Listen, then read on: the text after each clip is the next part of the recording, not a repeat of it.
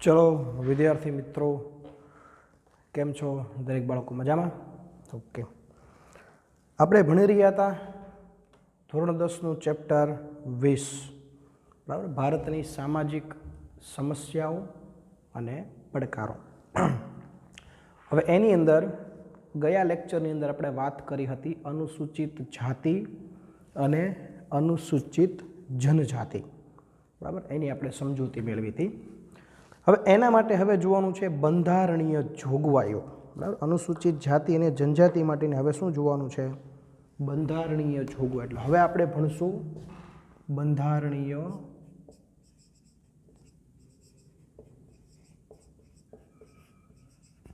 જોગવાઈઓ।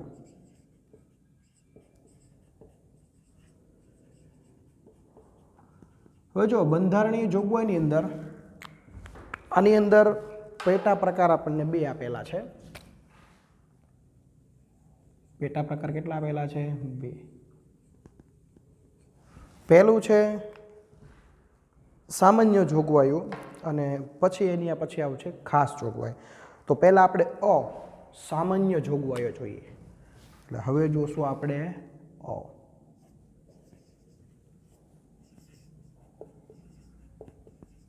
સામાન્ય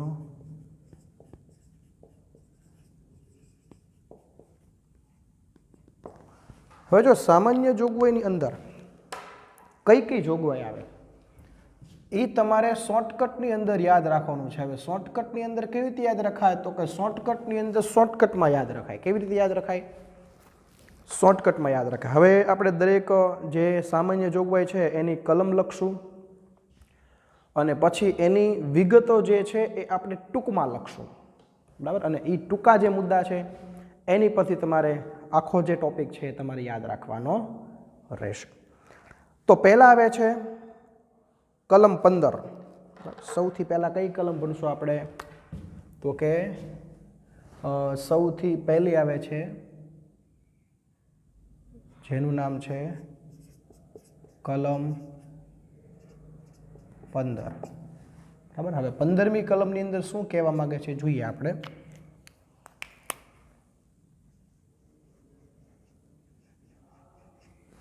ચાલો હવે જો 15મી કલમમાં શું કીધું છે? ધર્મ, જ્ઞાતિ, જાતિ, જન્મસ્થળ કે તેમાંના કોઈ પણ બાબતમાં ભેદભાવ પર પ્રતિબંધ મૂકે છે। અને વધુમાં વધુ આ કલમ દ્વારા એવું જણાવવામાં આવે છે કે કોઈ પણ નાગરિક આ બાબત હેઠળ એટલે કે પહેલું દુકાન હોય, રેસ્ટોરન્ટ હોય, હોટેલ હોય, જાહેર મનોરંજન સ્થળમાં કોઈ પ્રવેશ મેળવવાનો હોય, કૂવો હોય, તળાવ હોય, સ્નાન કરવા માટેના ઘાટ હોય, રસ્તાઓ હોય, સરકાર તરફથી કે અડધા સરકારના પૈસાથી ચલાવાતા કોઈ સ્થળ હોય તો ત્યાં આગળ કોઈ પણ પ્રકારનો ભેદભાવ રાખવો નહીં। એટલે આ કલમમાં ધર્મ, જાતિ, જ્ઞાતિ, જન્મ સ્થળ, ધર્મ, જાતિ, જ્ઞાતિ, જન્મ સ્થળ બરાબર, આમાં ભેદભાવ રાખવો નહીં આવું કહેવા માંગે છે। હવે જો તમારે ખાલી આટલું જ પાકું કરવાનું કે ભાઈ ધર્મના આધારે, જાતિના આધારે, જ્ઞાતિના આધારે, જન્મ સ્થળ, જન્મ ગમે ત્યાંથી હોય, જન્મ સ્થળના આધારે કોઈ પણ પ્રકારનો ભેદભાવ નહીં રાખવાનો બરાબર। આટલું તમારે યાદ રાખવાનું। કઈ કલમમાં કીધું છે? કલમ નંબર 15માં। હવે કઈ કઈ જગ્યાએ ભેદભાવ નહીં રાખવાનો પછીની વિગત લખવાની બરાબર। પહેલાનો એક જમાનો એવો હતો, આપણે આગળ વાત કરી હતી કે ભાઈ અમુક જ્ઞાતિને એકદમ નિમ્ન દરજ્જો આપવામાં આવતો। એ જ્ઞાતિ માટેનું વસવાટ આખું અલગ હોય, પાણી ભરવા માટેનો કૂવો અલગ હોય, જાહેરમાં સ્નાન કરવા માટેના પહેલાં ઘાટ હતા, ઘરે સ્નાન માટેની વ્યવસ્થા નહોતી ગરીબ લોકોને, તો સ્નાન કરવા માટેના ઘાટ અલગ હોય, ચાલવા માટેનો રસ્તો પણ અલગ હોય બરાબર। એટલે અહીંયા શું કીધું છે કે ભાઈ કોઈ પણ હોટેલ હોય, કોઈ પણ દુકાન હોય, કોઈ પણ રેસ્ટોરન્ટ હોય તો દરેક જાતિને કોઈ પણ પ્રકારના ભેદભાવ વગર પ્રવેશ આપવો। કોઈ પણ જ્ઞાતિનો વ્યક્તિ હોય, કોઈ પણ જાતિનો વ્યક્તિ હોય, એનો જન્મ ગમે તે સ્થળે થયો હોય, એ ધર્મ ગમે તે પાળતો, ભેદભાવ રાખવો નહીં। તમે માનો કે થિયેટરમાં મૂવી જોવા જાઓ છો, ત્યાં ટિકિટમાં કાંઈ લખેલું આવે છે અનુસૂચિત જાતિ, અનુસૂચિત જનજાતિ બરાબર, જાહેર કેટેગરી એવું કંઈ લખેલું આવે છે? જ્યાં બેસવા માટે શું હોય છે? તમામ માટે સમાન વ્યવસ્થા હોય છે. તમે અત્યારે હોટેલમાં જમવા માટે જાઓ, ત્યાં કંઈ તમને પૂછવામાં આવે છે કઈ જ્ઞાતિ, એ પ્રમાણે બેસાડવામાં આવે છે? નહીં. કારણ કે બંધારણમાં શું કીધું કલમ 15ની અંદર કે ભાઈ કોઈ ભેદભાવ નહીં. રેસ્ટોરન્ટ હોય, દુકાન હોય, બધી જ્ઞાતિ સમાન. પાણી ભરવા માટેનો કૂવો હોય, રસ્તા હોય, સરકારે બનાવેલા કે સરકારના અડધા પૈસાથી બનેલા કોઈ સ્થળો હોય, તમામ પ્રકારની જ્ઞાતિમાં કોઈ પણ પ્રકારનો ભેદભાવ રાખવામાં આવશે નહીં. એવું કઈ કલમમાં સમજાવવામાં આવ્યું છે? કલમ નંબર 15ની અંદર. તો કલમ નંબર 15 સમજાઈ ગઈ. હવે કલમ 29 કઈ કલમ જોવાની છે? તો બીજું હવે આપણે જોઈએ છીએ કલમ 29.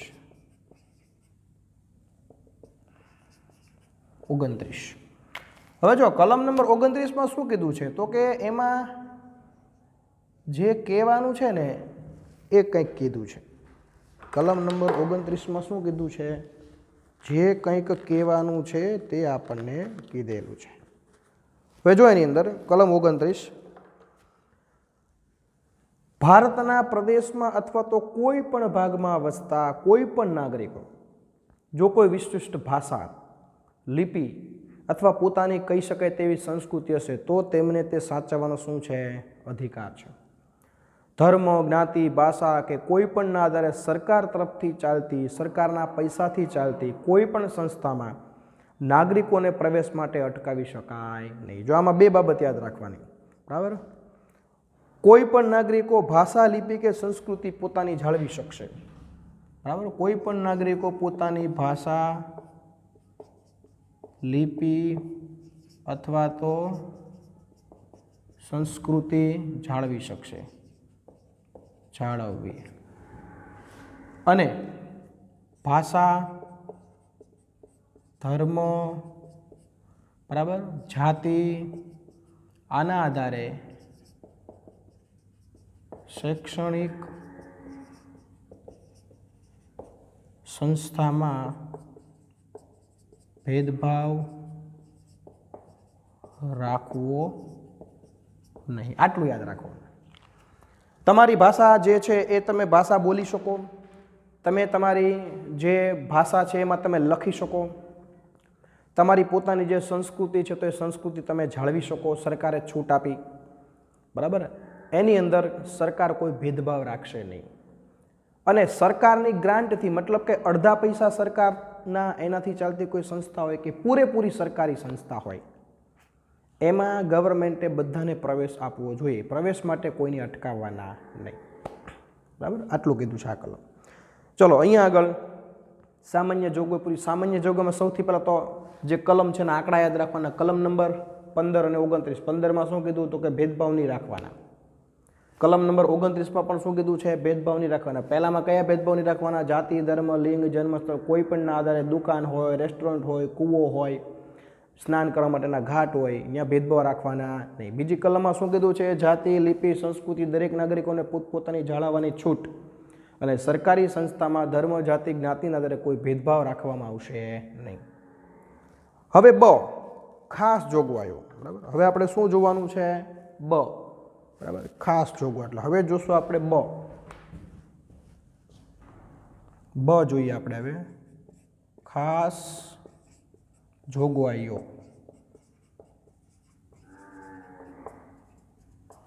હવે જો ખાસ જોગવાઈ છે એમાં શું કીધું છે? તો કે એમાં કંઈક કીધેલું છે.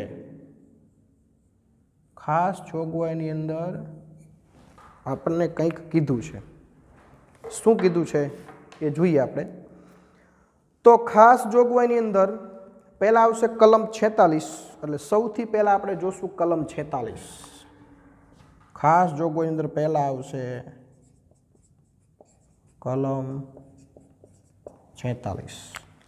જો 46મી કલમ છે એમાં શું કીધું છે?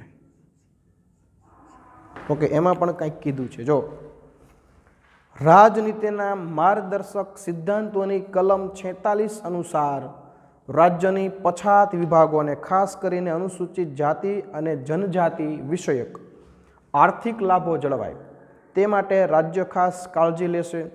સામાજિક અન્યાય અને કોઈ પણ પ્રકારના શોષણ સામે તેનું રક્ષણ કરશે. મતલબ કે આ કલમ પ્રમાણે સરકારે આ લોકોને શું આપવાનો? આર્થિક લાભ. અને બીજું શું કરવાનું? શોષણ અટકાવવું. તમારે હવે આટલું જ પાકું કરવાનું, બરાબર. પછી આને વિસ્તૃત લખવાનું કે ભાઈ રાજનીતિના માર્ગદર્શક સિદ્ધાંત પ્રમાણે કલમ નંબર 46માં એવું કીધું છે કે ભાઈ અનુસૂચિત જાતિની અંદર જે યાદી આવતી હોય જ્ઞાતિની, અનુસૂચિત જનજાતિની અંદર જે જ્ઞાતિની યાદી આવતી હોય એ જ્ઞાતિઓને આર્થિક લાભ આપવાના. એના માટે સરકારે જે તે રાજ્યની રાજ્ય સરકારે અલગ અલગ યોજનાઓ જાહેર કરવાની, એવું એમાં કીધું છે. અને બીજું કે જો કોઈ પણ રાજ્યને એવું લાગે કે ભાઈ મારા રાજ્યમાં અનુસૂચિત જાતિ કે જનજાતિના ઘણી બધી જ્ઞાતિઓનું શોષણ થાય છે, તો એ રાજ્ય સરકારે એ શોષણ અટકાવવાનો પ્રયત્ન કરવાનો. કઈ કલમ પ્રમાણે કરવાનો? કલમ નંબર 46 પ્રમાણે. કઈ કલમ પ્રમાણે? કલમ નંબર 46 પ્રમાણે, બરાબર છે. એની પછીની કલમ છે 16(4), એટલે કે 16મી કલમ, એની પેટા કલમ 4. હવે જોઈએ આપણે કલમ 16(4). બરાબર. હવે કઈ કલમ જોશું? તો કે કલમ 16 એની પેટા કલમ 4. હવે જો 16(4) શું કીધું છે? જે કીધું હોય કંઈક તો કીધું છે. જો એની અંદર રાજ્યના હસ્તકની સરકારી નોકરીઓમાં અમુક વર્ગનું પ્રતિનિધિત્વ જળવાતું નથી એમ રાજ્યને લાગે તો તેમના માટે જગ્યાઓ અથવા નિમણૂકો અનામત રાખવાની જોગવાઈનો રાજ્યને અધિકાર છે. મતલબ કે સરકારી નોકરીમાં અનામત, સરકારી નોકરીમાં અનામત. તમારે શું સમજાવવાનું કે કલમ 16(4) ની અંદર એવું કહેવામાં આવ્યું છે કે જે રાજ્યને એમ લાગે કે ભાઈ અમારા રાજ્યમાં સરકારી નોકરીમાં અમુક જ્ઞાતિઓનું પ્રતિનિધિત્વ જળવાતું નથી, તો એ જ્ઞાતિઓ માટે સરકારી નોકરીઓમાં અનામતની જોગવાઈ, બરાબર. હવે અનામત જે છે એ કેટલા ટકા રાખવામાં આવ્યું છે? 33%, બરાબર. એ આપણને બધાને ખબર છે. અત્યારે 33% કરતાં પણ વધી ગયું છે. એટલે આ અનામત રાખવાની શું છે? જોગવાઈ છે. કઈ કલમમાં? કલમ 16(4). તમારે ખાલી સરકારી નોકરીમાં અનામત આટલું જ વાક્ય પાકું કરવાનું, સમજાય છે? તમારે આખી કલમ પાકી કરવાની, મૌલિકતાથી આના આધારે પછી લખવાનું. એની પછી કલમ 330, 32 અને 34 ત્રીજું. એની પછી કલમ 330, 332 અને 334. હવે જો આ કલમમાં અનામત માટેની જ છે, પણ શેના માટે અનામત છે? તો આના માટે અનામત છે. શેના માટે? જો અનુસૂચિત જાતિ કે જનજાતિના લોકો માટે રાજ્યની વિધાનસભા, કેન્દ્રની લોકસભા માટે કેટલીક બેઠકો અનામત રાખવામાં આવી છે. રાજ્યસભામાં અનામત છે નહીં. રાજ્યની અંદર વિધાનસભા અને કેન્દ્રની અંદર લોકસભા. એટલે આમાં લખવાનું રાજ્યની અંદર વિધાનસભા, કેન્દ્રની અંદર લોકસભા. આ બંનેની અંદર શું રાખવાનું? તો કે અનામત. આમ યાદ રાખવાનું, બરાબર.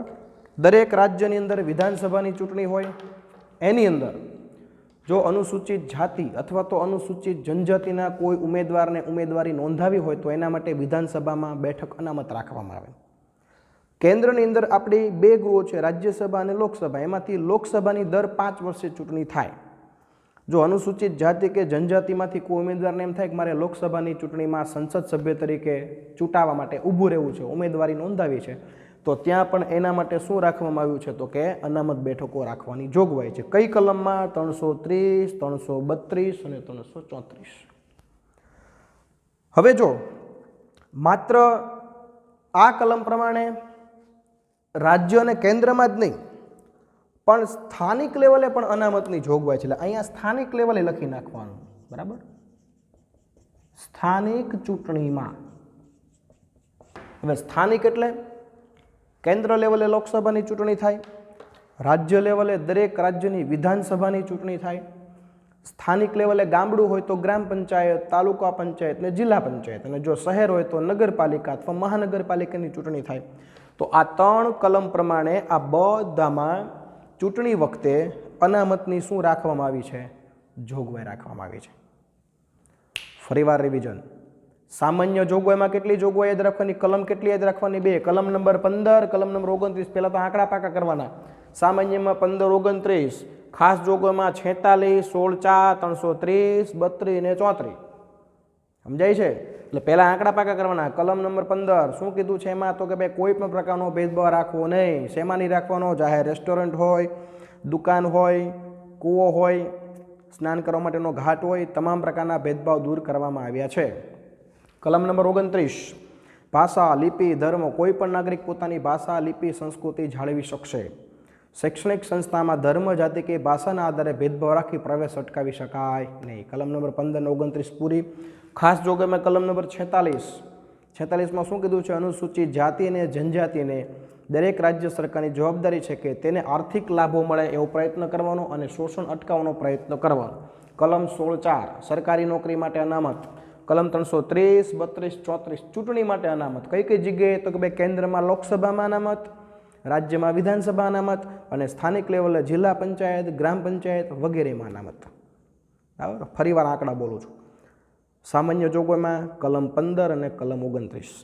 ખાસ જોગવાઈમાં સૌથી પહેલી કલમ કઈ છે? તો કે 46, પછી આવે 16(4), પછી આવે 330, 32, 34.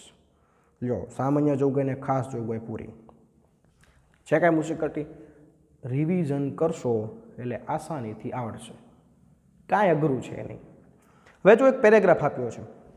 આ જોગવાઈઓ તો છે, ઉપરાંત સરકારે જુદી જુદી પંચવર્ષીય યોજનાઓ હેઠળ છાત્રાલયની રચના કરી કે ભાઈ અનુસૂચિત જાતિ કે જનજાતિના વિદ્યાર્થીઓ માટે હોસ્ટેલની સુવિધા, બરાબર, શિષ્યવૃત્તિ આપવા માટેની યોજનાઓ બનાવી, અલગ અલગ પ્રતિયોગિતા કસોટી માટે તાલીમ અને માર્ગદર્શન વર્ગો શરૂ કર્યા કે ભાઈ સરકારી નોકરી માટે ઘણી બધી પરીક્ષાઓ લેવાય છે, તો અનુસૂચિત જાતિ અને જનજાતિના બાળકો છે એને યોગ્ય માર્ગદર્શન મળે એના માટે તાલીમ કેન્દ્રો સરકારે શરૂ કર્યા ફ્રીમાં, પૈસા વગર. શૈક્ષણિક વિકાસાર્થે આશ્રમ શાળા શરૂ કરી કે ભાઈ ઘણા બધા અનુસૂચિત જાતિના જનજાતિના બાળકો છે, બરાબર, એના ઘરે વ્યવસ્થા નથી, બરાબર, અથવા તો એને સ્કૂલે આવવા જવામાં તકલીફ પડે છે, તો એના માટે આશ્રમ શાળા શરૂ કરી. બાળકને રહેવાનું ત્યાં અને ભણવાનું ત્યાં, બધી સુવિધા ફ્રીમાં, રહેવાની સુવિધા ફ્રીમાં, ભણવાની ફ્રીમાં. પછી સરકારી નોકરીમાં છૂટછાટ આપવામાં આવી, ઉંમરમાં છૂટછાટ, ફીમાં છૂટછાટ, બરાબર, નોકરી માટેની જે લાયકાત હોય, ધોરણો હોય એમાં છૂટછાટ, બરાબર. અને ડૉક્ટર બાબા સાહેબ આંબેડકર દ્વારા ડૉક્ટર આંબેડકર રાષ્ટ્રીય પુરસ્કાર એવા વ્યક્તિ સંસ્થાને આપવામાં આવે છે કે જે નબળા વર્ગનું સામાજિક સમજ, ઉદ્ધાર, પરિવર્તન, ક્ષમતા, ન્યાય અને ગરિમા માટે કાર્ય કરતા હોય, બરાબર. એક સંસ્થા છે, બરાબર, ડૉક્ટર બાબા સાહેબ આંબેડકર સંસ્થા, એના દ્વારા એક પુરસ્કાર આપવામાં આવે છે. આ વાક્ય નીચે ટીક કરજો, ડૉક્ટર આંબેડકર રાષ્ટ્રીય પુરસ્કાર. હવે આ પુરસ્કાર કોને મળે? માનો કે તમે લોકો એવું કાર્ય કરો છો કે ભાઈ જે અનુસૂચિત જાતિ કે જનજાતિમાં આવે છે જેનો વિકાસ હજી નથી થયો, તો એ બધી જાતિઓનો વિકાસ કરવા માટે તમે પ્રયત્ન કરો છો, તો તમને આ પુરસ્કાર મળે. એટલે જે એવા લોકો છે કે અનુસૂચિત જાતિમાં સમાવેશ થતો હોય, અનુસૂચિત જનજાતિમાં જેનો સમાવેશ થતો હોય, અને એવા લોકો કે જે લોકો આવા વર્ગના વિકાસ માટે કાર્ય કરતા હોય, તો એવા લોકોને આ આંબેડકર સંસ્થામાંથી શું આપવામાં આવે છે? પુરસ્કાર આપવામાં આવે છે. અનુસૂચિત જાતિ અને જનજાતિના કલ્યાણ માટે એક રાજ્યમાં અલગ એક અધિકારીની પણ નિમણૂક કરવામાં આવી છે અને એક આખો વિભાગ શરૂ કરવામાં આવ્યો છે. જો હવે આ વિચાર કરો, આપણા દેશની અંદર અનુસૂચિત જાતિને જનજાતિને અન્યાય ન થાય એના માટે આખો દેખરેખ માટે આખો વિભાગ શરૂ કરવામાં આવ્યો છે અને એની અંદર પાછા એક અધિકારી હોય. હવે આ વિભાગમાં માત્ર એ જ ધ્યાન રાખવાનું કે દેશની અંદર અનુસૂચિત જાતિમાં જેટલી જ્ઞાતિ આવતી હોય, અનુસૂચિત જનજાતિમાં જેટલી જ્ઞાતિ આવતી હોય એને કોઈ અન્યાય થવો જોઈએ નહીં. એ માત્ર શું રાખવાનું? ધ્યાન રાખવાનું. આ ઉપરાંત શાળા કક્ષાએ રાષ્ટ્રીય આયોગની સ્થાપના કરવામાં આવી. રાષ્ટ્રીય કક્ષાએ તમે જો એક આખું આયોગ, બરાબર, અનુસૂચિત જાતિ અને જનજાતિ માટે એક આખું આયોગ શરૂ કરવામાં આવ્યું કે એ આયોગની અંદર માત્ર ને માત્ર અધિકારીની જે સભ્યો હોય એ આ અનુસૂચિત જાતિ અને જનજાતિ માટેનું ધ્યાન રાખે, એને કોઈ અન્યાય થાય છે કે નહીં એનું માત્ર શું રાખવું? એને ધ્યાન રાખવાનું. તો આટલી વ્યવસ્થા અને શિક્ષણ માટે, સામાજિક વિકાસ માટે, આર્થિક વિકાસ માટે ઘણી બધી આ લોકો માટે યોજનાઓ શરૂ કરેલી છે. એ યોજનાઓ શરૂ કરી એ તો પાછી અલગ. એટલે અહીંયા આગળ અનુસૂચિત જાતિ અને જનજાતિ બંનેને જે કોમન લાગુ પડે છે ને એ બધી આ જોગવાઈ થઈ ગઈ પૂરી. હવે ફક્ત અનુસૂચિત જાતિ માટેની જોગવાઈ આપણે જોઈએ. અનુસૂચિત જાતિ માટેની જોગવાઈ.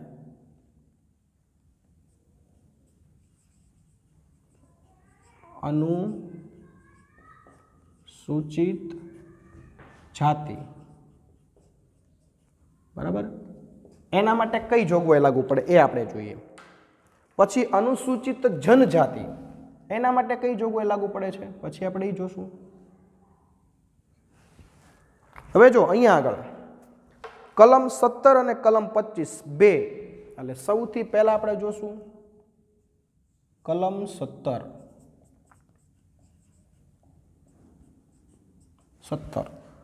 હવે 17માં શું કીધું છે?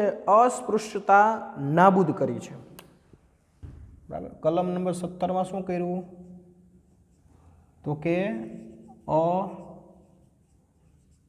અસ્પૃશ્યતા શું કરી છે? તો કે નાબૂદ કરી છે. શું કરી છે? નાબૂદ. જો હવે આ કલમ છે ને એ અનુસૂચિત જાતિ અને જનજાતિ બંને માટેની છે. આ 1, 2, 3, 4 અને 5 પાંચની અંદર ઘણી છે પાછી, પણ 5 મુદ્દા.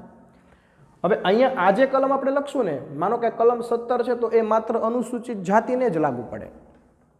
હવે કલમ 17માં બંધારણમાં એવું કીધું છે કે ભાઈ અસ્પૃશ્યતા બંધારણમાંથી નાબૂદ કરવામાં આવી છે. અસ્પૃશ્યતાનો મતલબ શું થાય? અસ્પૃશ્યતા એટલે ઊંચી જ્ઞાતિ નીચી જ્ઞાતિનો ભેદભાવ. આપણા બંધારણની અંદર આપણને સમાનતાનો હક મળ્યો છે. કોઈ જ્ઞાતિ ઊંચી નથી ને કોઈ જ્ઞાતિ નીચી નથી.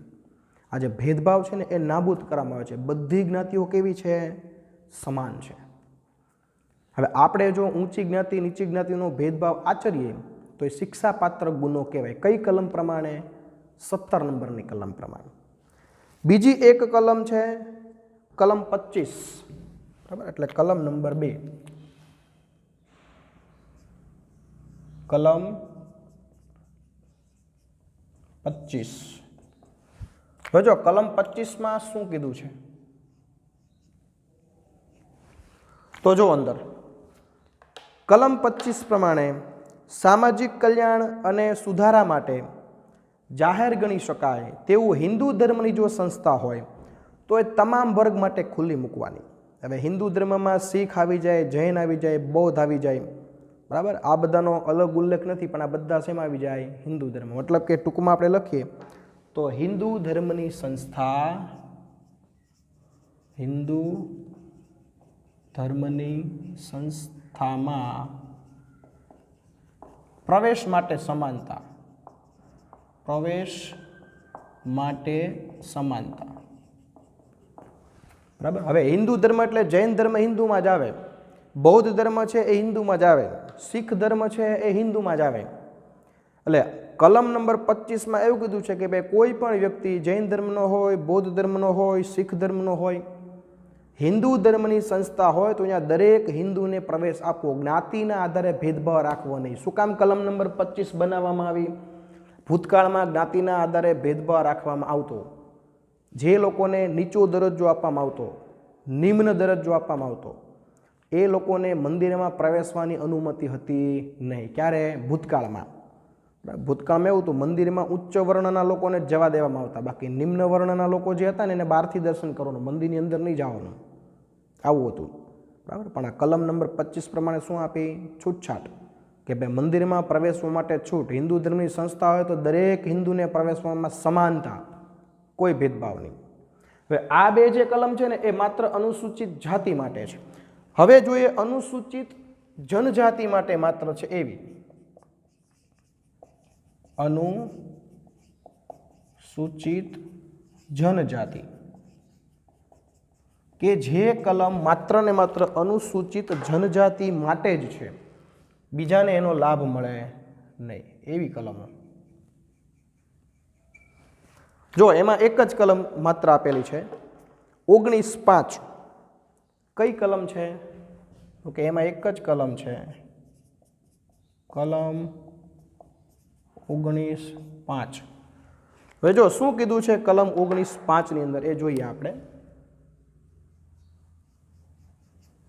તો જો એની અંદર 19(5) ને રાજ્યના રાજ્યપાલે અનુસૂચિત જનજાતિના હિતમાં સર્વ નાગરિકોના ગમે તે પ્રદેશમાં આવન જાવન કરવાના અથવા કોઈ પણ વેપાર ધંધો કરવાના સામાન્ય હક પર નિયંત્રણ મૂકવાની સત્તા આપે છે.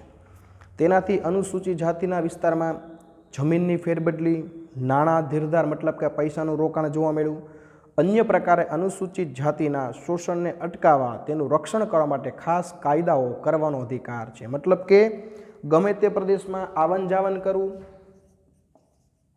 ગમે તે પ્રદેશમાં આવન જાવન કરવું અને ગમે તે વ્યવસાય કરવો. બરાબર. એટલે 19મી કલમ એની પેટા કલમ 5મી એમાં એવું કીધું છે કે અનુસૂચિત જનજાતિના લોકો છે એ ગમે તે પ્રદેશમાં આવન જાવન કરી શકે, ગમે તે નોકરી ધંધો કે વ્યવસાય કરી શકે અને એનું શોષણ અટકાવવાનું. બીજું શું કીધું છે? તેનું શોષણ અટકાવવું. બરાબર. જો અનુસૂચિત જનજાતિના લોકો છે એનું કોઈ પણ પ્રકારે શોષણ થતું હોય તો એનું શોષણ અટકાવી અને શોષણ અટકાવવા માટે ઘણા બધા કાયદાઓ છે ઘડવામાં આવશે.